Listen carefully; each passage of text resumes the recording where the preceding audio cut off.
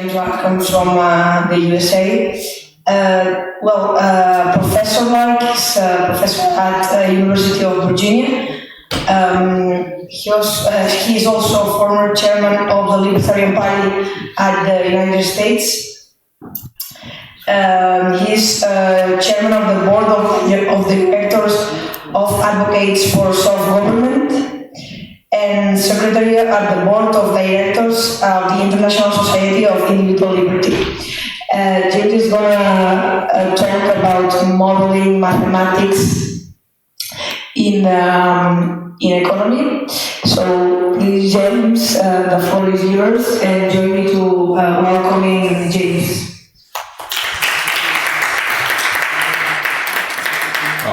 Good afternoon.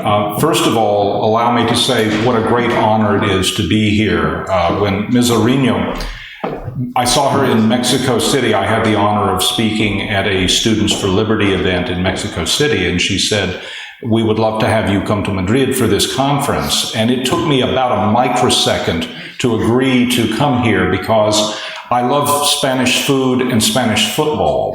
And so to have the honor of addressing you and being able to watch good football. I saw Barcelona play Getafe on Sunday, and I'm looking forward to a wonderful Galician meal today. So the trick is getting me out of Spain. I think I'm going to stay here. I don't know whom to thank for the lovely weather, by the way. The weather has been darn near perfect. So let me also apologize to you. My Spanish is dreadful. And so I will speak to you in English. I'm always embarrassed when I cannot address people in their language, but I assure you, if I tried to speak Spanish, you would run screaming from the room. You would say, how could anyone do such horrible damage to a noble language? So please excuse my inability to address you in Spanish. I will try to address you in English.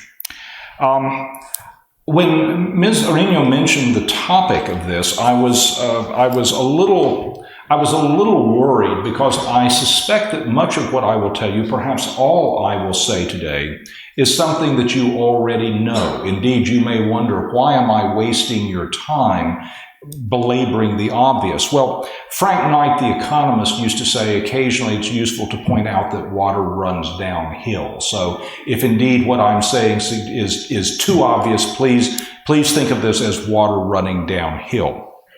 I like to flatter myself with conceit, though, that I may have something useful to say about the issue of using mathematics and modeling in economics, because while I fit most neatly into the mathematician pigeonhole, my doctorate is in an area of engineering, but I'm really a mathematician. I also was a rocket scientist several years ago. I did risk modeling for a small derivatives boutique at a time when many firms were blowing themselves up using derivatives. My business partner and I would go to them and say, come with us, you'll lose less. That was exactly the response we got, although there was a bit more hysterical quality to the laughter. I also teach a fair amount of statistics, and I teach courses at the university to engineering students that are basically economics classes. In fact, one of my classes, which is an engineering class, the economics department actually gives credit for. It's basically sort of an industrial organization class. So I like to flatter myself with the conceit that I know a little something about economics. I was, in addition to to the credentials Ms. Arino mentioned, I had the honor of serving as a visiting scholar at the Center for the Study of Public Choice when it was still at Virginia Tech. I hasten to add, Jim Buchanan's Nobel Prize was not by virtue of his association with me, in case any of you had that mistaken impression. I also was a visiting scholar at the Center for Research in Government Policy and Business at the University of Rochester. So again, I like to think I know a little something about economics. I think in terms of what is usually referred to as the Austrian perspective, there's a sentiment that Austrians are not keen on modeling. And my perspective has always been Austrians are not keen on bad modeling, that there is no problem using mathematics if the models are actually useful. The problem for many Austrians, indeed the problem for any good economist is that there are lots of bad models, that there are models that are put out that are basically people are engaging in a form of hubris that I find very unbecoming basically just as a matter of intellectual integrity, and also many of these models lead to what I think are bad outcomes. So what I'd like to do is just give you sort of my little laundry list of problems that I see with those who are engaging in the use of bad models in mathematics, and suggest that there are ways in which we might be able to improve the breed. We might be able to offer to fellow economists, to our fellow citizens, ways in which they might actually improve the modeling and thus our understanding of economic affairs. So let's first ask the question, what do we mean by mathematical models? Now that may seem like a remarkably stupid question. Well, I'm capable of asking remarkably stupid questions. In fact, many people look at me as a fellow who comes up with both stupid questions and stupid answers. But what do we mean by mathematical modeling? We've had models in economic matters for a very, very long time. Do we mean by mathematical models, for example, modeling how many people are likely to be hit by an automobile, or how many people who are likely to suffer some sort of grievous illness? Insurance companies have been modeling all manner of economic phenomena. Is that what we mean by economic modeling? Do we mean, for example, things like Black-Scholes model in modeling asset prices, in this case derivative securities? A lot of times people use the phrase mathematical modeling to describe phenomena. They're not necessarily clear what they mean. When I look at mathematical models, I basically am somewhat Catholic in my perspective. I mean anything that basically tries to represent economic problems where there is a mathematical framework. I use all manner of models, for example, in terms of understanding issues or trying to understand issues of risk. Again, I teach a lot of classes involving risk analysis at the University of Virginia. When we use mathematical models, for example, to try to predict how many people are likely to lose jobs if the United States government is stupid enough to raise the minimum wage. Is this a mathematical model? Well, yes, I would assume it's a mathematical model. If we do, for example, basic statistical analysis to see how many people, for example, are likely to benefit from some change in government policy, is this a mathematical model? Well, yes, I think it is. So again, when people talk about mathematical models, there's a general sentiment that they're referring to situations that I think most Austrians would look at as saying, well, gee whiz, this is a mathematical model. It's just not a very good one. Let me mention a couple of my little hobby horses. I'm sure, by the way, how many of you have done basic regression analysis in either your coursework or in terms of your research, basic regression analysis? Okay.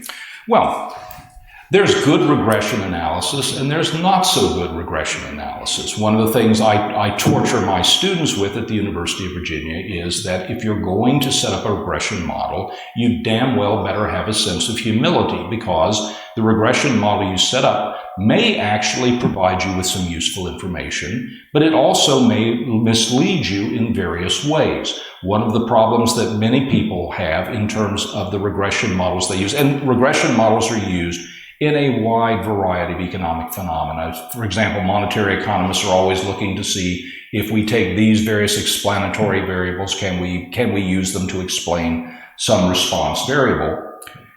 Generally, my impression is that most of these people, by and large, are reasonably responsible. However, in many cases, they're perfectly willing to use the results they have in, shall we say, a rather, what's the right phrase, in a less humble fashion than they should use, that they basically are willing to extend the regressions or the models, the results of the models, vastly beyond where they can reasonably do so.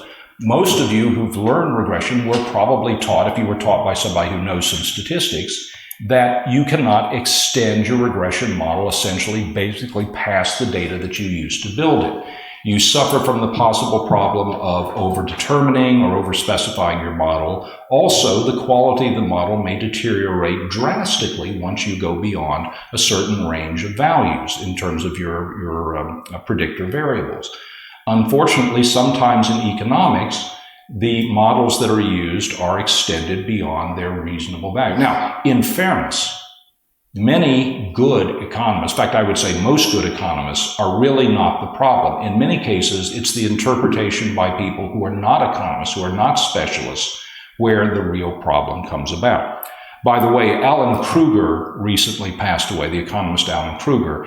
Mr. Kruger was probably most well known, at least in the United States, for his work with David Card in terms of suggesting that, at least under certain conditions, if you increase the minimum wage, you do not necessarily see substantial reductions in employment.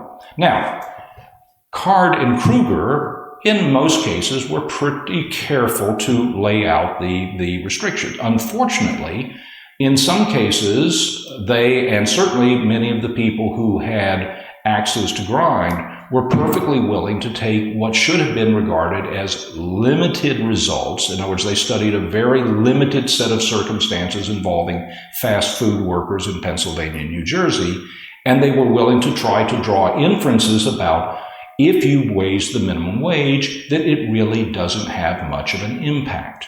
And most unfortunately, there are people in the United States, most of whom are politicians and have their hands on the apparatus of power, who are perfectly willing to try to take what should be limited applicability results and try to extend them vastly beyond the appropriate place.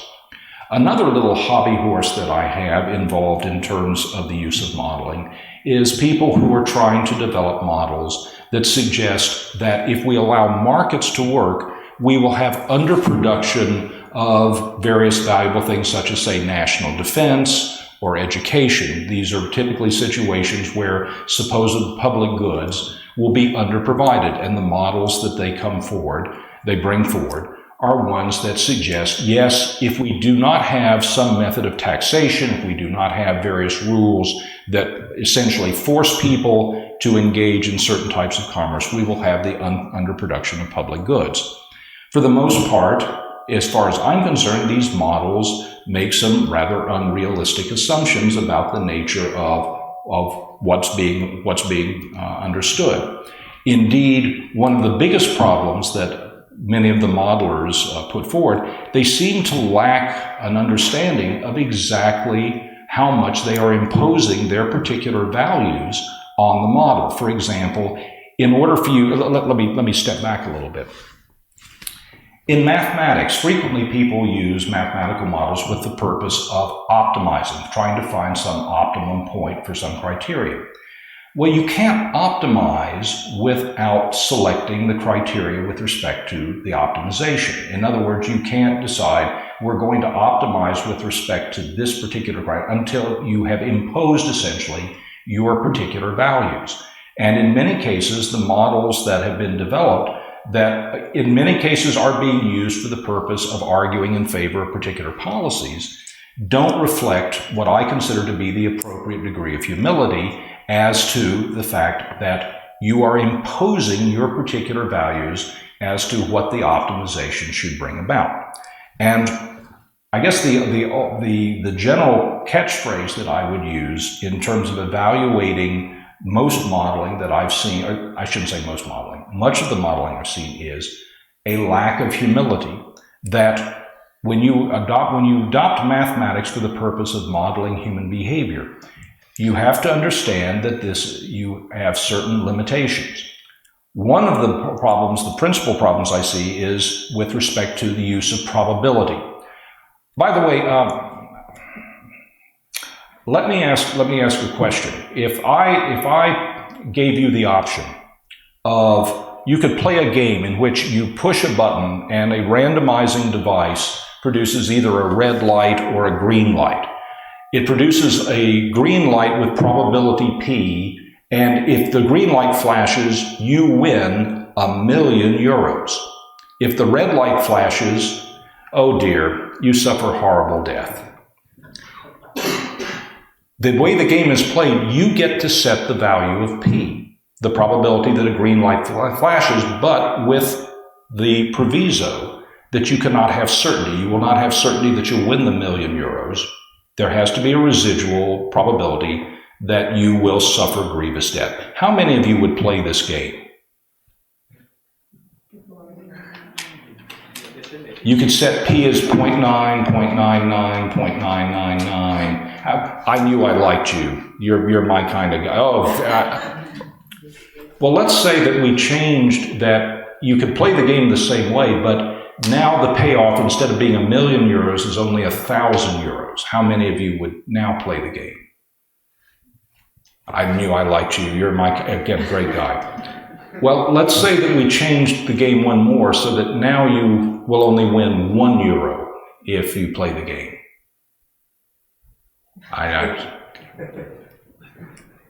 We play this game every day of our lives. We use probabilistic notions in many cases to describe our ways of understanding risk. We play dangerous games every day. We just don't frame the issues.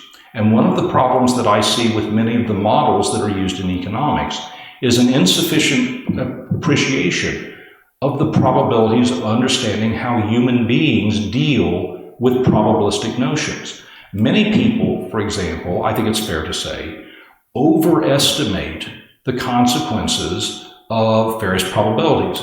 For example, Kip Viscusi has done work on the extent to which people overestimate the dangers of smoking.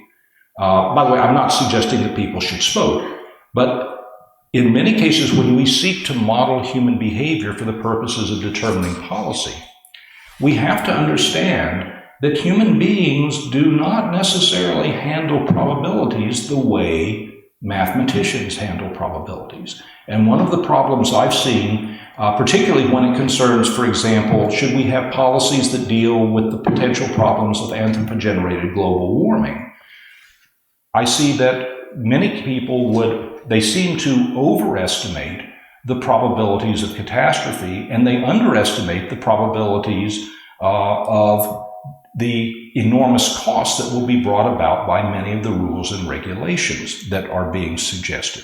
So one of the problems I think that we see in modeling is an underappreciation for just how difficult it is in many cases to incorporate probabilistic work into those models. Now, when we see people putting forward models, I think that we need to develop a sort of a general perspective on how we address the model. First of all, how do you tell a good model from a bad model? In other words, what criteria would you use to determine whether a good model is actually a good model? I mentioned the issue of regression analysis. How would you tell whether a regression model is a good one or not? By the way, for those of you who studied statistics, what typically are the mathematical measures that are used in determining whether a regression model is a good model? Do you recall the so-called R-square values, that sort of thing? All right. Well, that's one way in which we could do it. But if we're trying to draw policy conclusions from models that actually may have substantial amounts of risk involved if we adopt those models, it's not clear that those are particularly good measures. A friend of mine at the University of Virginia who does modeling of weather forecasting likes to ask his students the question, how would you determine who is the better weather forecaster? Someone who is he's basically a random process. He says basically it's going to rain when the sun is shining about 50% of the time. He says the sun will shine when it's raining about 50% of the time. But he never makes a catastrophic error. Whereas you have another weather forecaster who is right almost all the time, except when he's catastrophically wrong. How would you measure who is the better weather forecaster? How would you measure whether the model is actually a good model? And the burden of proof in terms of the evaluation should be upon those who would offer the model for us. Now, this is a remarkably simple point. I'm a man who's only capable of making simple points.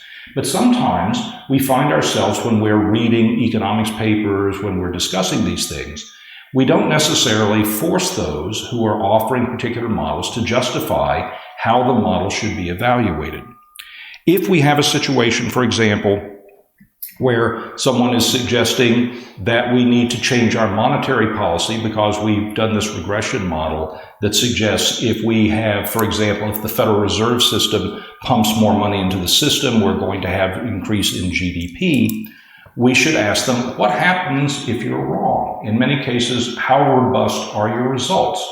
Many of the analyses that I've seen in terms of various models are not particularly robust. In some cases because the models are overdetermined, in some cases because I think the models are just bad models and don't really incorporate what I would consider to be good economic thinking.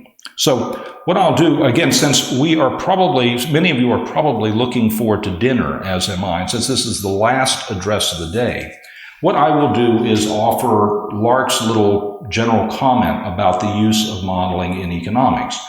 I think it is perfectly appropriate as long as you build models that take in basic account of how human beings behave, that take into account basic principles such as the time value of money, the fact that we have this notion of opportunity cost, to a large extent that we have decreasing marginal utility with respect to most goods and services, that you have a certain degree of humility with your models, that you be willing to subject your models to critical scrutiny, and that you have humility in terms of allowing your models to be used by other people for public policy.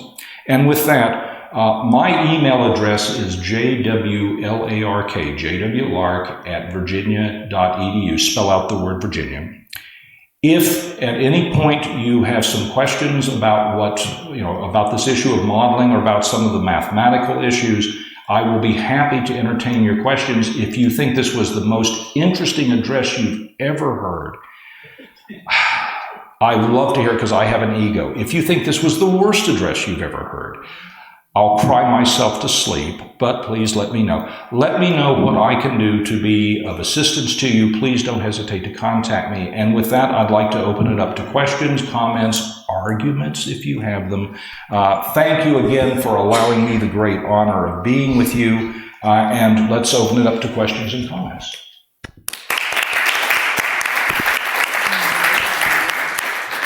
The gentleman in the back.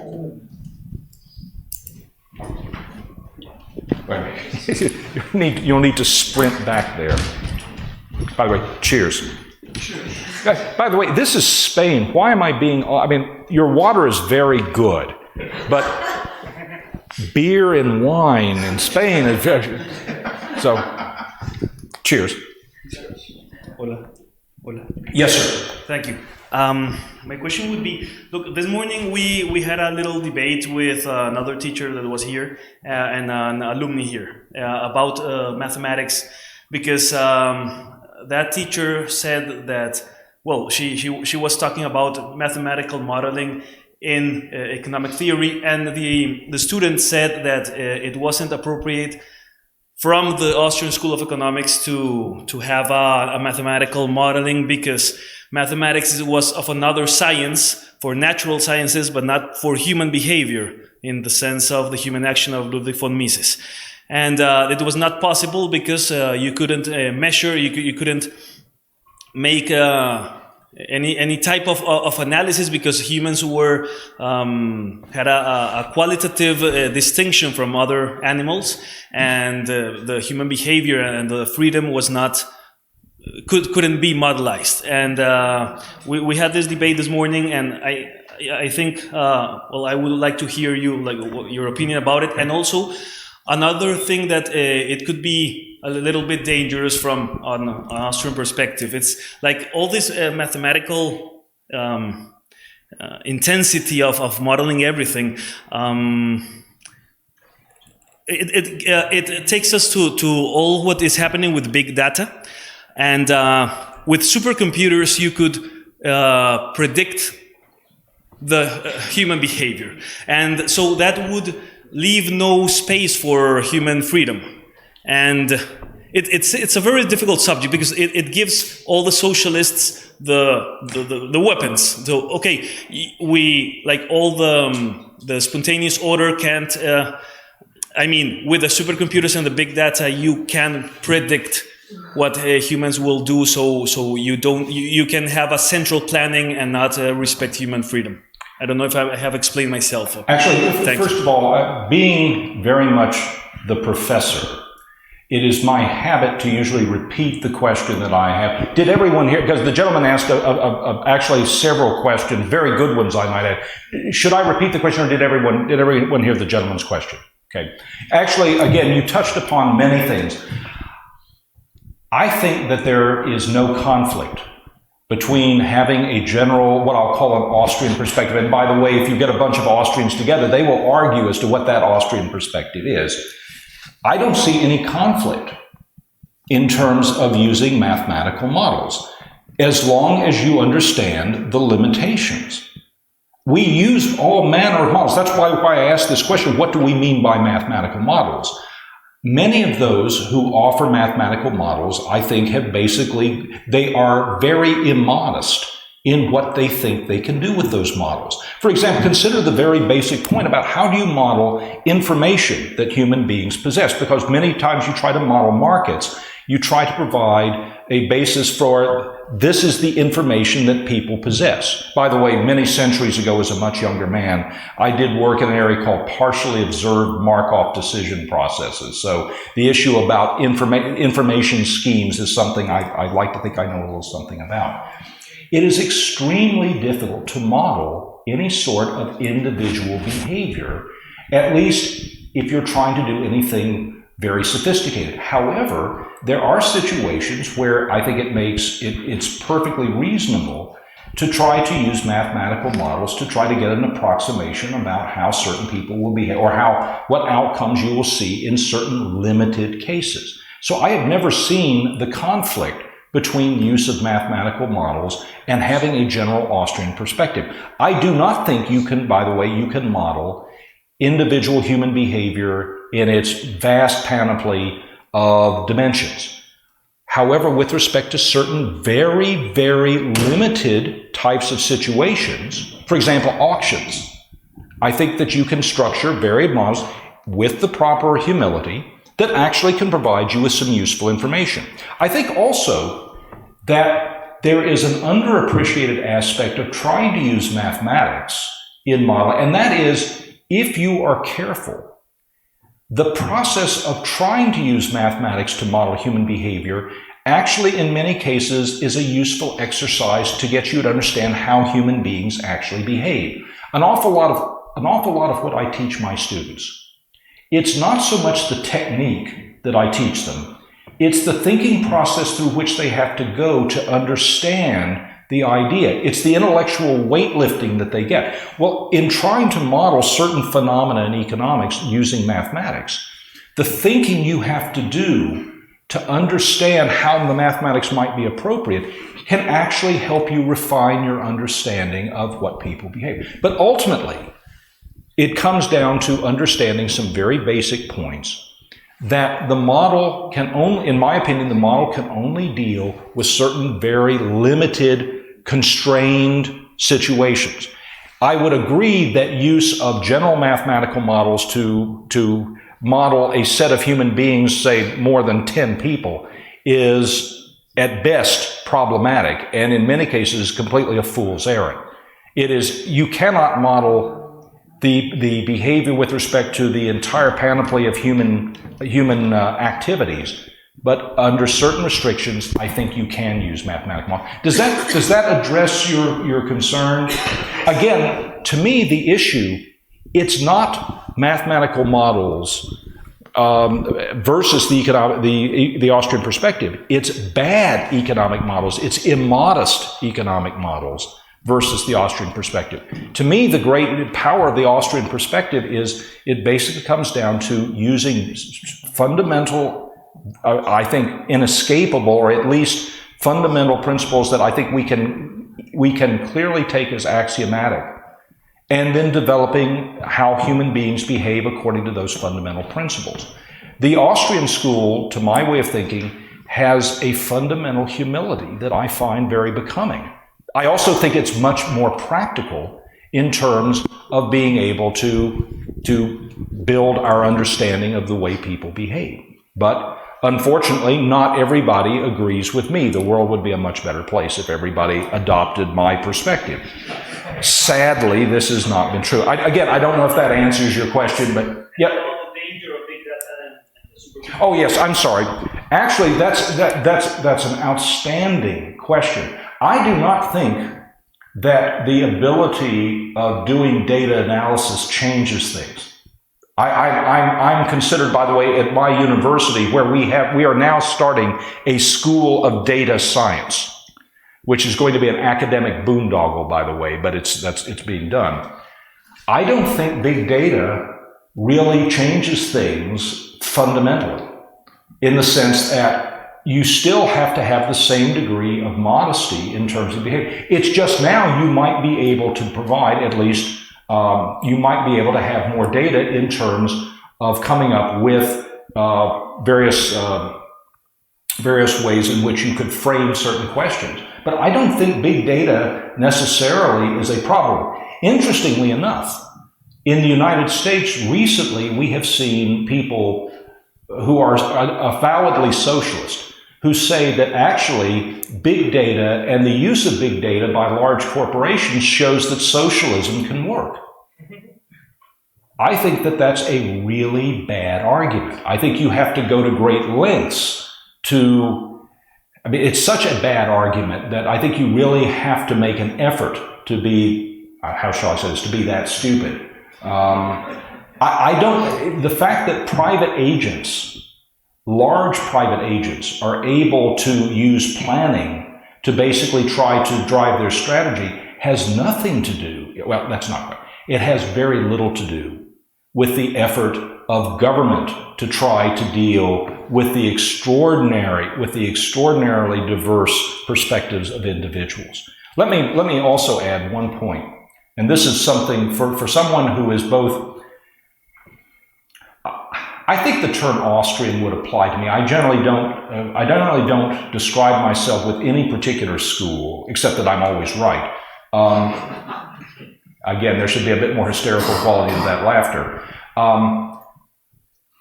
I don't see, in terms of the general analysis, I think that the Austrian perspective is one that is very, very helpful to us in understanding the way human beings behave. The fact that we have more data available to us, actually, it is not in any sense a challenge to the Austrian perspective. I don't think the fundamental principles that the general Austrian perspective brings to us in terms of understanding human behavior, I think is basically enhanced by virtue of the ability to crunch large numbers. I don't think big data analysis changes the fundamental problems that governments try to have when they try to manage economies. I think the fundamental points that, for example, that Mises was making, the fundamental points that Hayek made, are still very much in place. The fact that government can crank, or that individuals can crank numbers more rapidly, doesn't change the fundamental problems.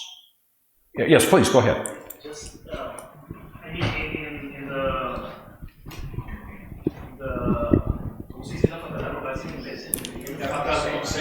in the fatal conceit of Hayek, yes. Is the main argument.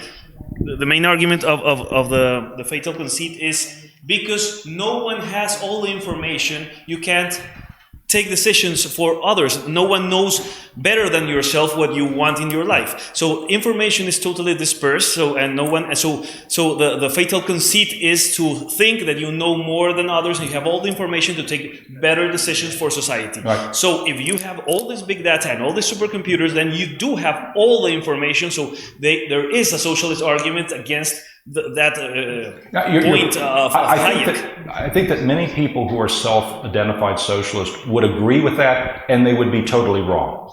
One of the points that I think many market liberals fail to appreciate enough is the very fact that when you seek, for example, to optimize You say, well, we wouldn't have enough, if the markets will not bring about, say, enough education. We have to have government programs to have education.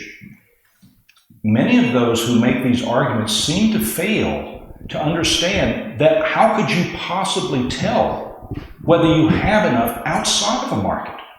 The point about markets basically force people to commensurate competing goods and services. The market is more than just an information transmission. It forces people to make decisions. If you ask me, Jim Lark, would you like to have an Aston Martin? The answer to that question is yes. If you ask me, am I willing to pay $200,000 for it? The answer is, at this moment, regretfully, no. Markets force people to actually have to make decisions. By the way, one of my areas of interest, not so much as research, but just as a general sort of intellectual challenge is, what happens if we have a real problem with anthropogenerated global warming? In other words, we're cranking CO2 and methane and other gases into the atmosphere, where the actions of any one person might not be considered rights violative, but those actions taken in some aggregate sense may be deleterious, may have very bad consequences. And perhaps those consequences, by the way, are distributed asymmetrically. The people who are enjoying the benefits, for example, of generating various things such as CO2, they get benefits. People who have to pay the price are over there. How would we deal with this issue? Well, many people, if you ask them a question, would you pay an extra $1 a gallon for gasoline in my country if it would help stop global warming? Oh yeah, absolutely. Then someone comes along and says, we want to actually raise the cost of gasoline $1. Nah, I'm not sure I want that. I think those of us who believe in sort of a general Austrian perspective in terms of economics, as well as those of us who perhaps have a political perspective of individual liberty and personal responsibility, I don't think we make it clear enough to our friends and neighbors that markets force people to make decisions consonant with their values. Political processes destroy information. It's not only that they don't have information, in some cases, they destroy information. The very point of aggregating information in many cases destroys useful information. You have to be very careful when you aggregate large numbers, because in some cases that aggregation covers up an enormous amount of useful information.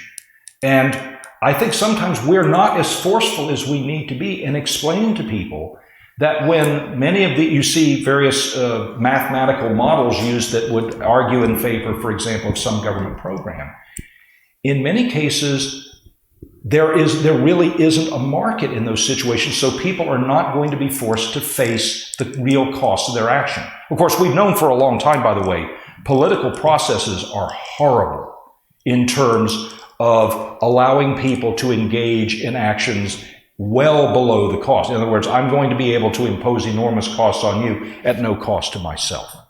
And I think that when you start to have a full appreciation of what markets do, it's more than just the information, the generation of information.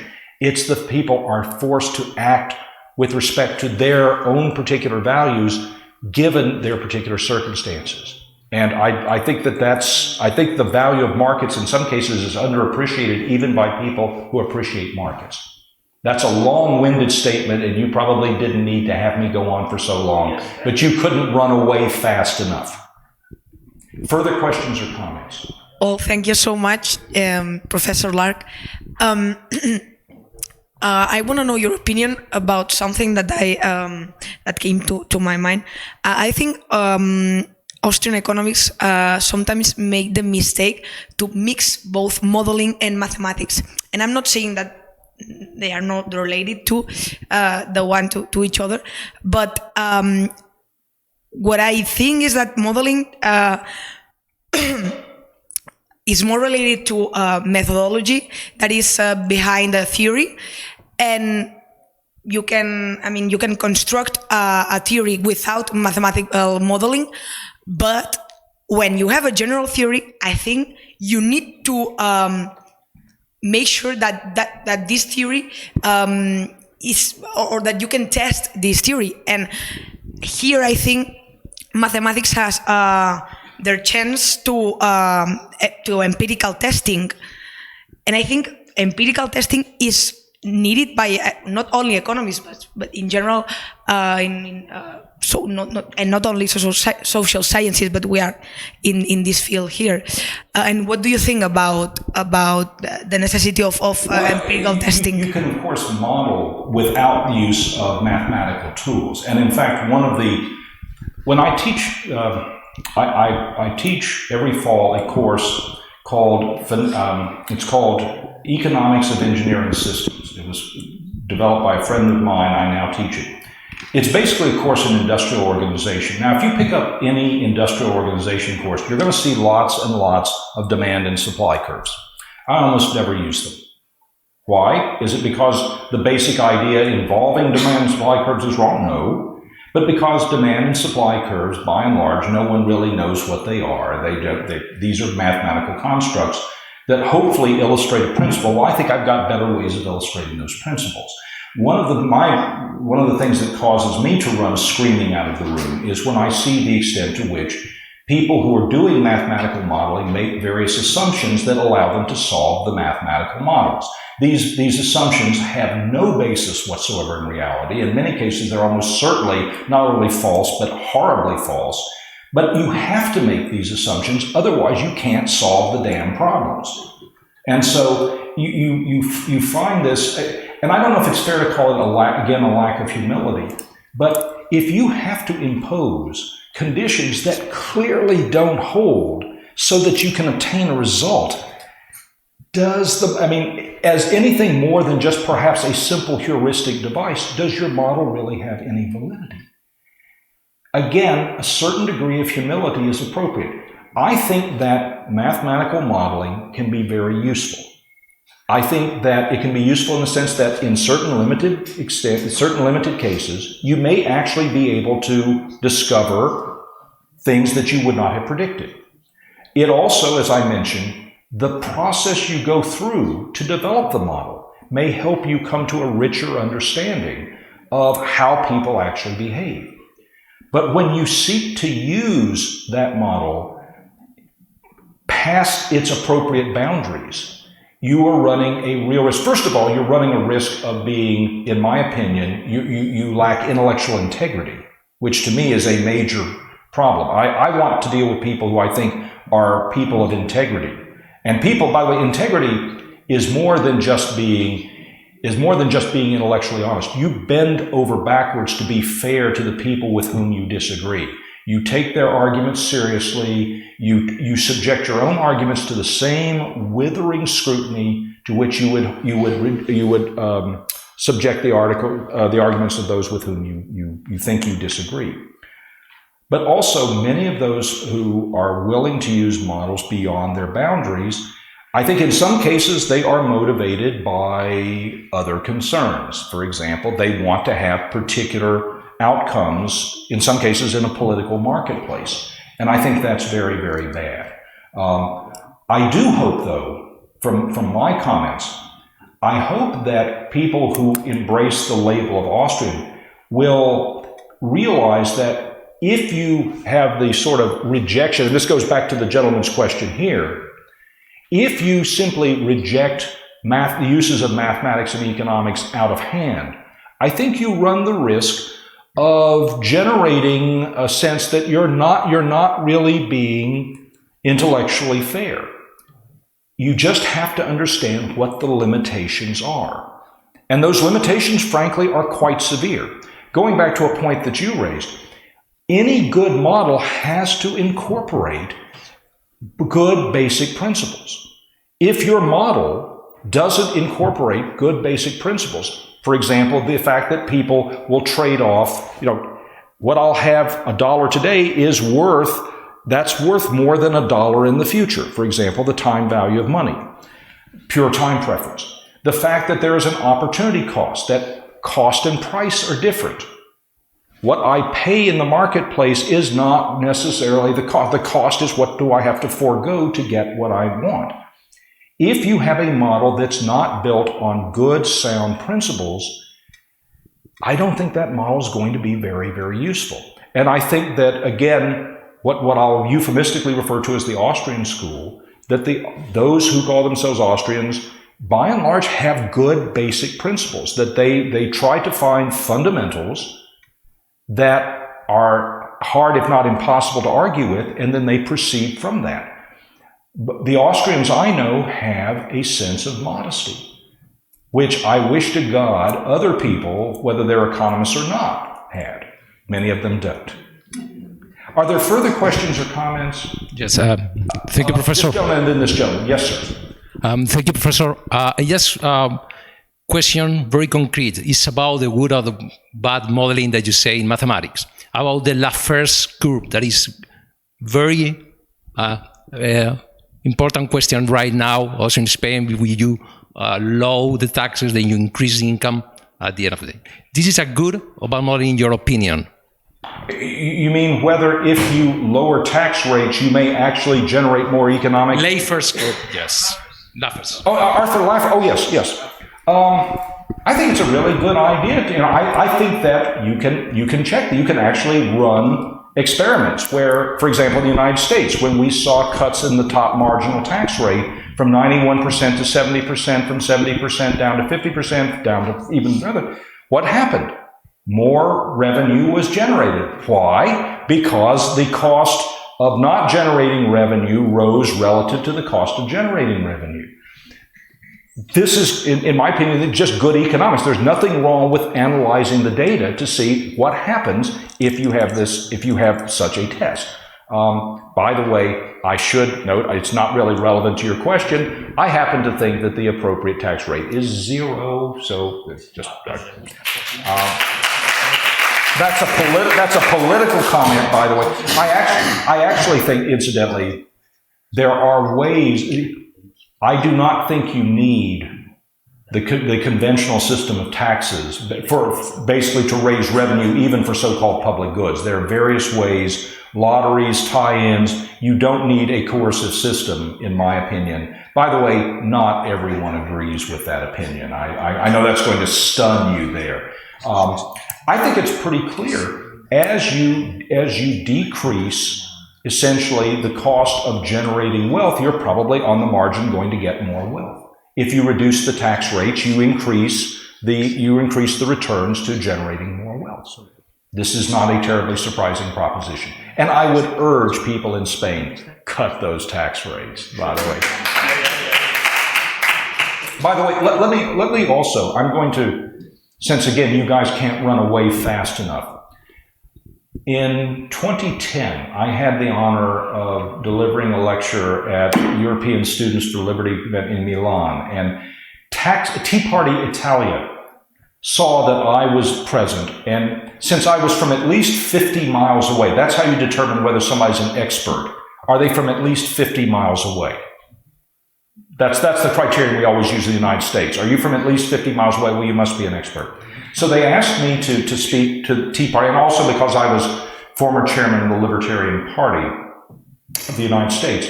And one of the points I emphasize, and again, this is purely a political point, it's easy to talk about cutting taxes, lowering taxes. Everybody wants cuts in taxes, particularly if it's their own.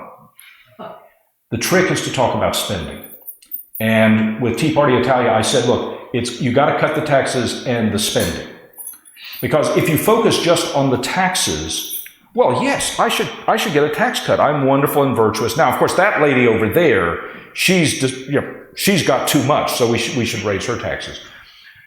You need to talk about taxes and spending. But anyway, that's a political comment. Again, you couldn't run away fast enough. It has nothing necessarily to do with Austrian economics, but I'm up here and I have the microphone, so I can talk about what I want. There was a gentleman over here. Yes, sir.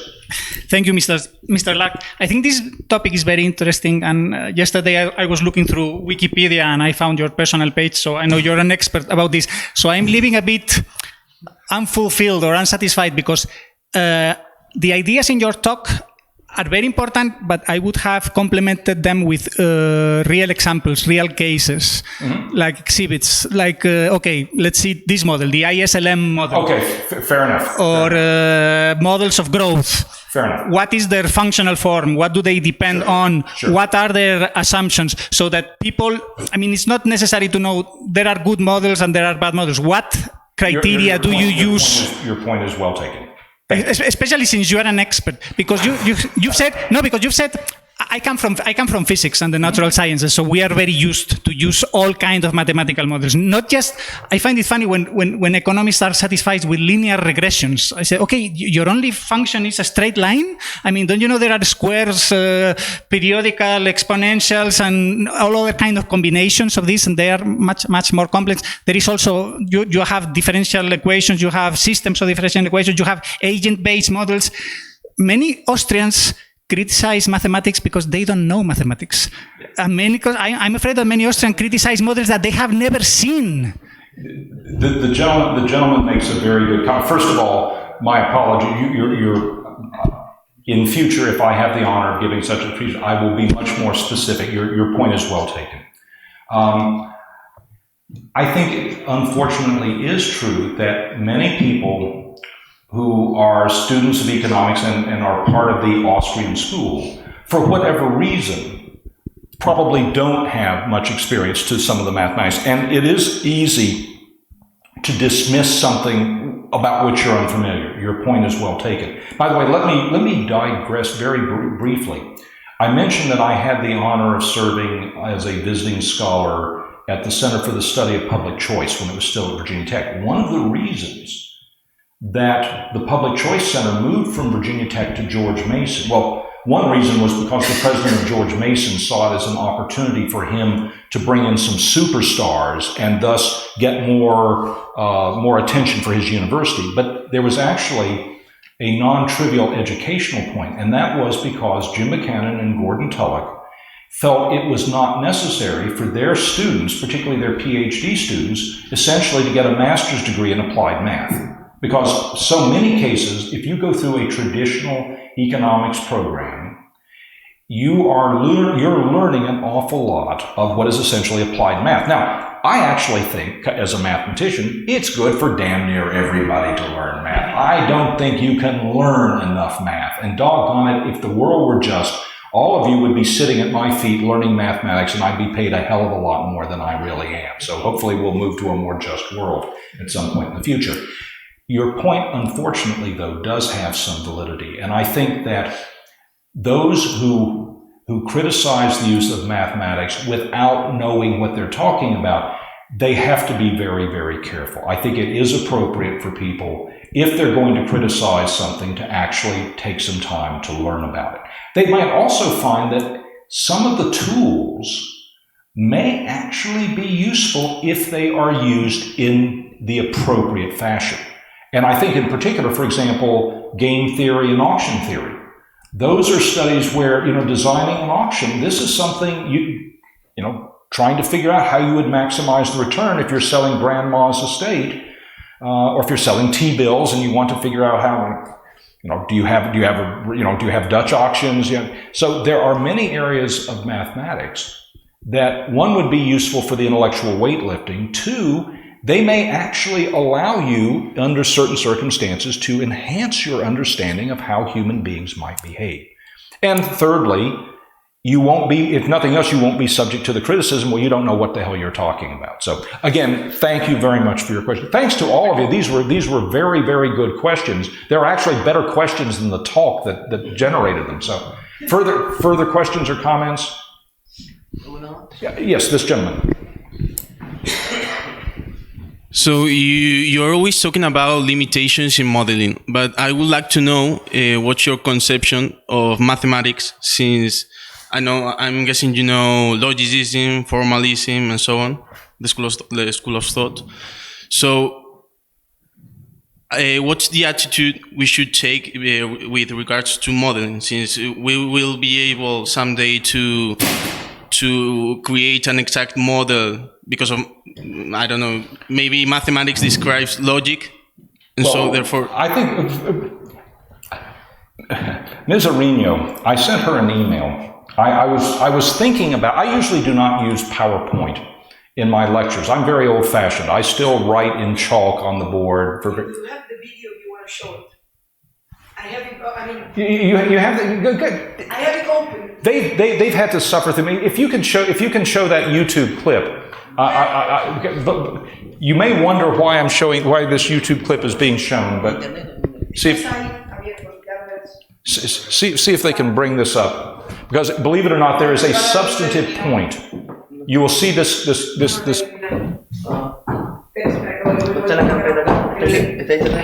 Sí, abre internet. No, Mozilla no, Chrome. Bueno. Y no ya porque estará en el historial lo mismo. Y vas al historial. Ahí, historial. Es cosa rara acá. No. Creo que lo vi. No, porque lo veo desde privado. No. Well, if we can't find it, it's. Okay. If you want to answer the question, and I will open my email and I will show the okay. Video. The problem is not can we build exact models. We can build exact models. The question is, do they have any validity?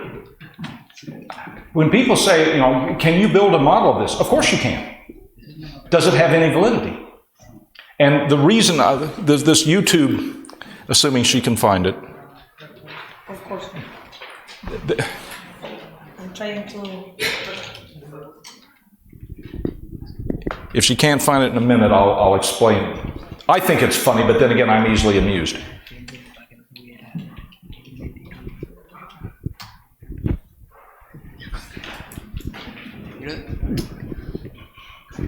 There's no trick to building models.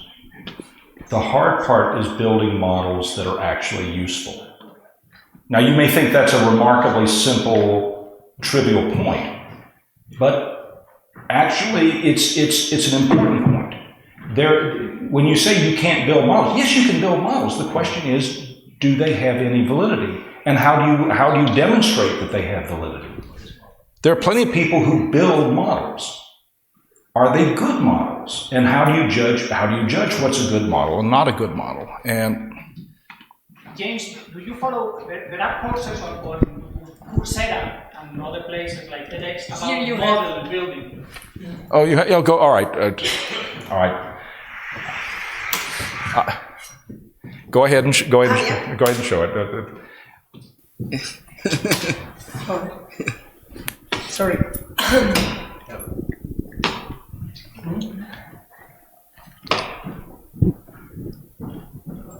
That's it.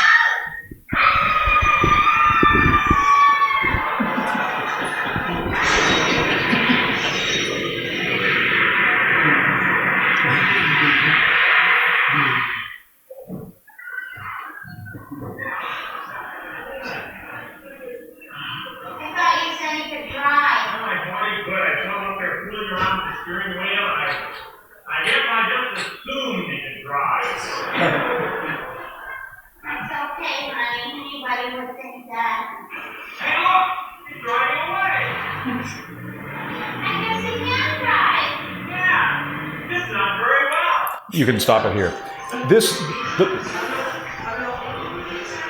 Can you?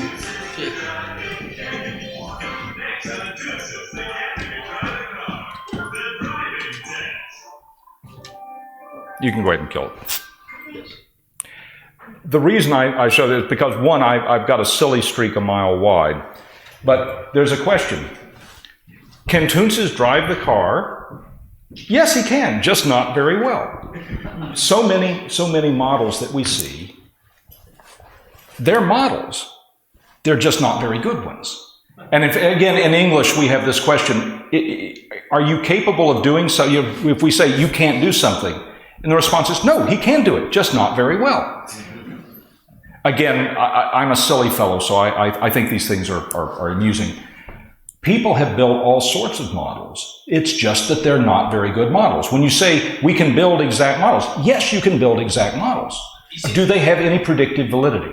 Is it a limit in mathematics? I don't think it's an issue of mathematics. I think it's an issue of our understanding how people behave. I don't think that you can model, you can capture the extraordinary differences in human beings. Not to mention the fact that people's, let's say you're trying to mention their preferences. Their preferences change stochastically.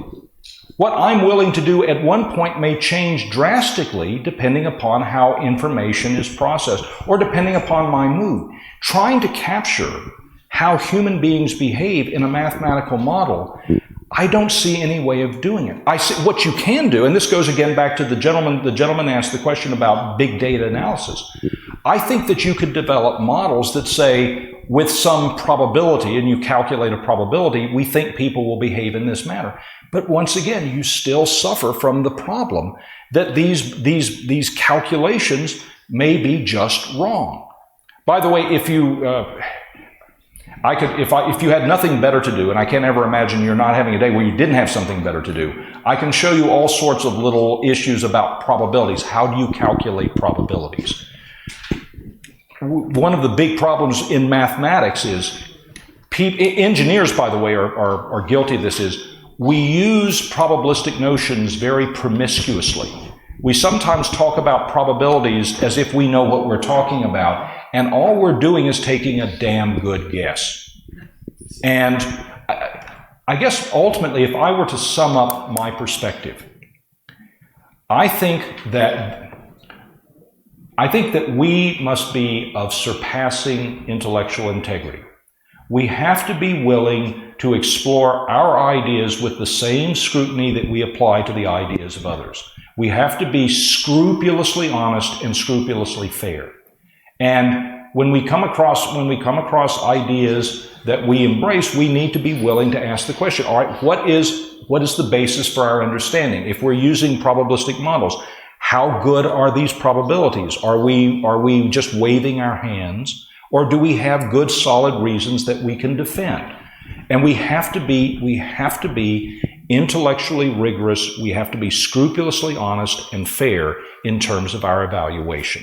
Again, a remarkably simple point, but I think it's useful every now and then to say this is extremely important. Unfortunately, I've seen plenty of cases, and it includes people who are prominent economists who don't seem to be willing to be scrupulously honest and fair. And that includes some Nobel laureates. So, I mean, I've actually attended addresses where I thought that people who should know better, should be better, were not. They seemed to be more interested in defending their particular perspective than they were in actually asking the question, is this true? Can I really defend it rigorously? And that's most unfortunate. I hope that we will elevate the quality of the debate. That I think that those of us, and again, I will include myself, those of us who embrace the sort of general Austrian perspective in economics, we have an enormous amount to contribute, particularly in this day and age when so many people are using ideas that I think are not so good. But we have to be scrupulous and rigorous. And going back to what this gentleman suggested, if we're going to criticize a particular area, we should at least have more than a passing familiarity with what's being said there. Ladies and gentlemen, it is again, at the point of being irritatingly repetitive, it has been a great honor to be here. I hope that my comments are of some value to you. My email address is jwlark@virginia.edu. If you have any follow-up questions or comments, please don't hesitate to contact me. Again, thank you for your kindness.